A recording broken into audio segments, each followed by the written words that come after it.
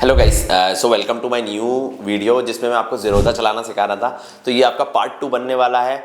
बहुत ही इंपॉर्टेंट है। क्यों समझते हैं कि अगर आप ज़ीरोधा चलाना, छोटी छोटी बेसिक चीज़ें अगर आप सीखते जाओगे तो आप ट्रेडिंग में परफेक्ट बनते जाओगे। तो चलिए आइए सीखते हैं अपन ज़ीरोधा में ऑर्डर्स प्लेस करना। तो सेकेंड है हमारा जो टॉपिक, अब पार्ट 2 में हो आप लोग, तो आपका टॉपिक है GTT। अब समझते हैं GTT ऑर्डर्स मतलब क्या होता है। अगर हम सपोज करते हैं 1 साल के लिए ऑर्डर डालना चाहते हैं, कितने साल के लिए? 1 साल के लिए ऑर्डर डालना चाहते हैं, तो हम कौन सा यूज कर सकते हैं? GTT ऑर्डर यूज कर सकते हैं। उसके लिए आपको क्या करना है, ध्यान से चेक करिए। अगर मैं रिलायंस के उसमें ट्रेड में जाता हूं, रिलायंस के चार्ट में आप जाओगे तो सबसे पहले अपन सपोर्ट और रेजिस्टेंस मार्क कर लेते हैं 1 साल का। जो अपने को 1 साल का सपोर्ट और रेजिस्टेंस होगा उसमें अपन एक GTT ऑर्डर लगाएंगे। भाई अगर रिलायंस इतने लेवल पे आ जाता है तो अपने को खरीदना है, और इतने लेवल पे आ जाए तो अपने आप बिक जाए। चलिए, तो 1 डे का चार्ट में इधर लगा लेता हूं। तो 1 डे में अगर आप ध्यान से देखोगे तो ये रिलायंस का एक सपोर्ट बन रहा है। ये एक रिलायंस का एक परफेक्ट सपोर्ट बन रहा है जो कि है आसपास मेरा 2224 के आसपास। तो 2225 हमारा एक सपोर्ट जोन बन रहा है। और अगर मैं रेजिस्टेंस की बात करूं आपका, तो रेजिस्टेंस हमारा ये बन रहा है, रेजिस्टेंस आसपास 2600 के आसपास। तो अगर मैं चाहता हूं कि मैं 1 साल का ऑर्डर डालूं कि रिलायंस 2200 में आ जाए तो मैं उसको सेल बाय कर लूं, और 2600 में आ जाए तो अपने आप बिक जाए, तो मैं क्या करूंगा, मेरे GTT ऑर्डर्स में जाता हूं। यहाँ पे मैं लगाऊंगा इसका रिलायंस का GTT।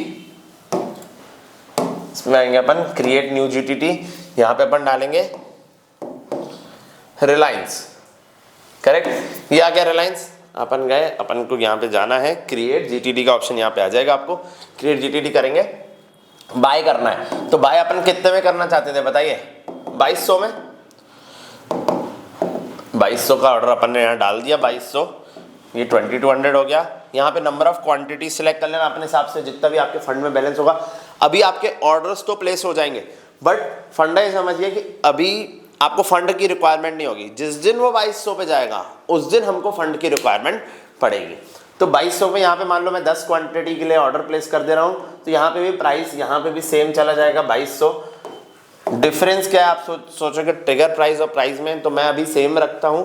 पर डिफरेंस क्या है कि अगर ट्रिगर प्राइस हिट होता है, तो जैसे 2200 पे ट्रिगर हिट हुआ, तो मैं चाहूंगा कि 2200 पे जैसे ही हिट हो तो मेरा 2190 पे बाय हो जाए। 10 रुपए नीचे, 5 रुपए नीचे मैं लगा दूंगा। पर कई बार क्या हो सकता है 2190 वो गए नहीं गया, तो मेरा 2200 में तो एटलीस्ट मेरा ऑर्डर हिट हो जाएगा और मेरी 10 क्वांटिटी बाय हो जाएगी। तो मैं यहाँ क्या करता हूँ, प्लेस ऑर्डर कर देता हूँ। तो ये आप देखोगे रिलायंस का मेरे पास ऑर्डर प्लेस हो गया। अब ये ऑर्डर जो है 1 साल के लिए ऑर्डर रहेगा। फिर अगर मेरे को टारगेट लगाना है तो कैसे लगाएंगे, यहाँ पे आते हैं, फिर से रिलायंस ऐड किया मैंने, फिर से अपन करेंगे क्रिएट GTT। क्रिएट GTT करने के बाद अपने को सेल करना है। सेल कर जैसे ही सेल पे क्लिक करोगे तो यहाँ पे 2 ऑप्शन होंगे। सिंगल, अगर मैं बोलता हूँ कि भाई 2600 चला जाए, 2600 पे बिक जाना, तो यहाँ पे सिंगल ऑर्डर टाइप होगा। पर मैं चाहता हूँ कि नहीं यार, मेरा स्टॉप लॉस भी लग जाए 2100 पे और मेरा टारगेट भी लग जाए, तो मैं कौन सा ऑर्डर प्लेस करूंगा? OCO, जहाँ पे आप देखो स्टॉप लॉस भी लग गया और मेरा टारगेट भी लग गया। तो यहाँ पे मैं ट्रिगर प्राइस क्या डाल देता हूँ, मेरा स्टॉप लॉस का, स्टॉप लॉस मैं चाहता हूँ 2100 पे, तो मैं यहाँ पे डाल देता हूँ मेरा स्टॉप लॉस 2100 डल लग गया। क्वांटिटी कितनी थी? 10, और यहाँ पे मैंने डाल दिया 2100। ये मेरा ऑर्डर 2100 पे डल गया। अब यहाँ पे आ जाता हूँ मैं टारगेट मेरा था 2600, तो मैं 2600 का ऑर्डर डाला इधर। क्वांटिटी सेम रखेंगे क्योंकि बेचोगे भी तो वही ना। ये हो गया 2600, तो मैं यहाँ पे प्लेस कर दूंगा। तो जैसे मैंने प्लेस किया तो आप यहाँ पे देखेंगे मेरे 2 ऑर्डर डले हुए हैं। OCO का मतलब मैं आपको समझा देता हूँ, 1 कैंसिल अदर। अगर मेरा स्टॉप लॉस हिट हो जाता है तो मेरा टारगेट अलग हो जाएगा, अगर मेरा टारगेट हिट हो जाता है तो मेरा स्टॉप लॉस का ऑर्डर अपने आप अलग हो जाएगा। तो 2100 मेरा स्टॉप लॉस है, 2600 मेरा टारगेट है, और 2200 मैं रिलायंस को बाय करना चाहूँगा।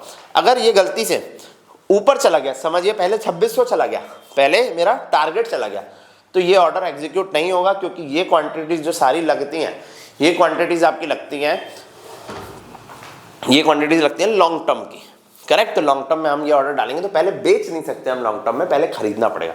तो अगर आपका रिमेनिंग क्वांटिटीज होल्डिंग्स में रखी भी हुई है तो उनका भी आप यूज कर सकते हो। नेक्स्ट आते हैं अपन बास्केट्स में। अब बास्केट्स मतलब क्या होता है कि मैं कोई भी बंच ऑफ स्टॉक्स को बाय करना चाहता हूँ। जैसे अपन शॉपिंग के लिए जाते हैं तो आप देखते हो कि आप एक ट्रॉली लेके जाते हैं, है ना। लास्ट में हम बिलिंग कराएंगे। तो अभी हम क्या कर रहे हैं, शॉपिंग के लिए जा रहे हैं और सामान उठाते जा रहे हैं। तो हम क्या करते हैं, एक नई बास्केट क्रिएट कर लेते हैं, उसको नाम दे देते हैं यूट्यूब का हमने नाम दे दिया, क्रिएट किया। अब हम यहाँ पे कितने भी स्टॉक्स ऐड कर सकते हैं और यहाँ पे जैसे हम एग्जीक्यूट का बटन दबाएंगे तो हमारा वो अपने आप सारे ऑर्डर्स एग्जीक्यूट हो जाएंगे। तो चलिए मैं मान लो चाहता हूँ कि मेरा को महीने की 10,000 की SIP करनी है, हर महीने मेरे पास 10,000 रुपये है, मैं 10,000 की SIP करना चाहता हूँ। तो मैंने उठाया निफ्टी 20,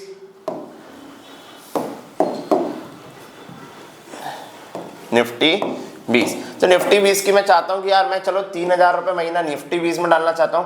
तो आपको क्या ध्यान रखना है कि आपको लॉन्ग टर्म में डालना है और मार्केट ऑर्डर डालना है। लिमिट ऑर्डर अगर आप डालोगे तो आपको ध्यान रखना है कि एग्जीक्यूशन में दिक्कत हो जाएगी, क्योंकि हो सकता है मेरा मैं ऑर्डर एक महीने अगले महीने डालूं, तो अगले महीने जब ऑर्डर एग्जीक्यूट में जब मैं दबाऊंगा तो ये लिमिट ऑर्डर रहेगा। तो मैं इसमें प्राइस बता दूंगा, जैसे मैंने बोला कि भाई अभी क्या चल रहा है 236, तो मैंने बोला 236 पे बाय, पर हो सकता है निफ्टी 20 उस समय 240 का पहुंच जाए, तो मैं लिमिट पे तो खड़ा रह जाऊंगा 236 पे, मैं बाई नहीं हो पाएगा। तो अगर मैं मार्केट में डालूंगा तो what ever the price I am getting उतने में वो एग्जीक्यूट हो जाएगा। तो मैंने डाला यहाँ पे, मैंने 100 क्वांटिटी डाला, सॉरी ज़्यादा हो गई, 30 क्वांटिटीज डाल के देखते हैं। ओके तो मैं 15 ही डाल देता हूँ। 15 मैंने डाला, 3,500 के आसपास आ गई, मैंने इसको ऐड कर लिया। ये निफ्टी 20 ऐड हो गया। अब मैं थोड़ा सा अपने आप को हेज कर लेता हूँ गोल्ड 20, क्योंकि मार्केट अगर ऊपर जाता है तो गोल्ड हमेशा नीचे जाता है। तो मैंने डाला गोल्ड 20, ठीक है। तो गोल्ड 20 की मेरे को अब 3,000 रुपये की खरीदारी करनी है। तो गोल्ड अप्रॉक्स 52 का है, तो मैंने बोला भाई 70 के आसपास 3696 का एक एवरेज आ रहा है। लॉन्ग टर्म मार्केट हमेशा ध्यान रखना, ऐड कर दिया मैंने।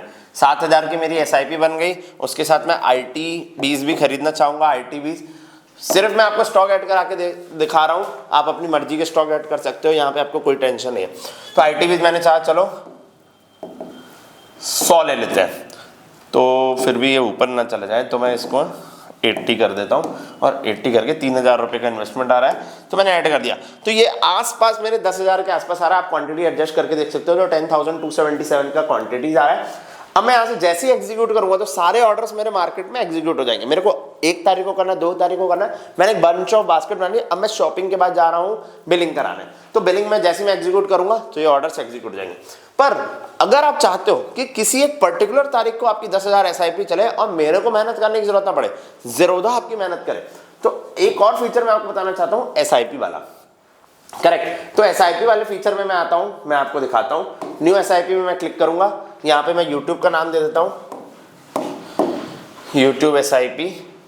करेक्ट। अब मैं देखो यहां से मेरे को बास्केट सिलेक्ट करने के लिए आ गया, YouTube नाम दिया, ये मैंने सिलेक्ट कर लिया YouTube, और यहाँ पे मैंने डाल दिया कि भाई मैं कितनी तारीख को डालना चाहता हूँ। सपोज कि मैं 10 तारीख को डालना चाहता हूँ 11 बजे, तो मैंने यहाँ सेलेक्ट कर लिया 10 तारीख को 11 बजे, और मैंने 10 तारीख को 11 बजे डाल के यहाँ पे क्रिएट कर दिया। तो अगर मैं क्रिएट कर दूंगा तो 10 तारीख को, ये बोल रहा है सेम टाइम स्लॉट पे है, तो मैं इसको 12 दे देता हूँ, तो मैंने क्रिएट कर दिया। ये 10 तारीख को 12 बजे ये SIP मेरी एवरी 10th को 12 बजे एग्जीक्यूट हो जाएगी अपना, मेरे को बिना बताए।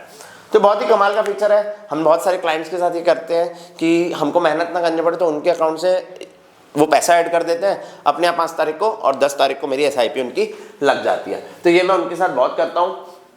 नेक्स्ट है मेरा अलर्ट वाला फीचर। अब मैं आपको अलर्ट वाला फीचर समझाने जा रहा हूँ कि अलर्ट क्या होता है, कैसे उसको यूज़ करते हैं और कैसे उसको काम करके देख सकते हैं। तो अलर्ट मतलब क्या होता है कि भाई तुम मेरे को बता दो, मेरे को पैसा डालना है नहीं डालना वो मेरी चॉइस रहेगी, पर तुम मेरे को बता दो, मेरी चॉइस है।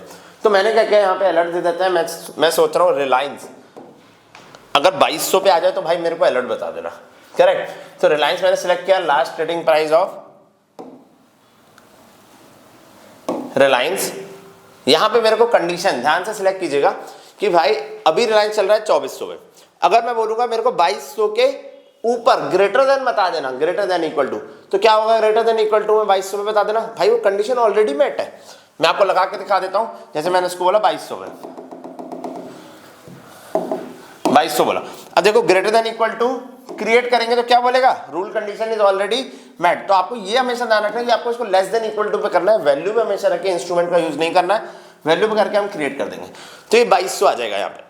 तो जैसे ये ट्रिगर होगा 2200 का प्राइस, तो ये मेरे को एक नोटिफिकेशन देगा और बता देगा कि आपका और ये ट्रिगर हो गया है, आपको जो भी एक्शन लेना आप एक्शन ले सकते हो। ठीक है दोस्तों, तो ये 4 पे हमने बात कर लिया है। नेक्स्ट वीडियो में हम बात करेंगे होल्डिंग्स, पोजीशन, फंड्स कैसे ऐड करना है, क्या करना है, और फिर हम चलेंगे ज़ेरोधा के बैकएंड पे। तो थैंक यू सो मच, मिलते हैं नेक्स्ट वीडियो में।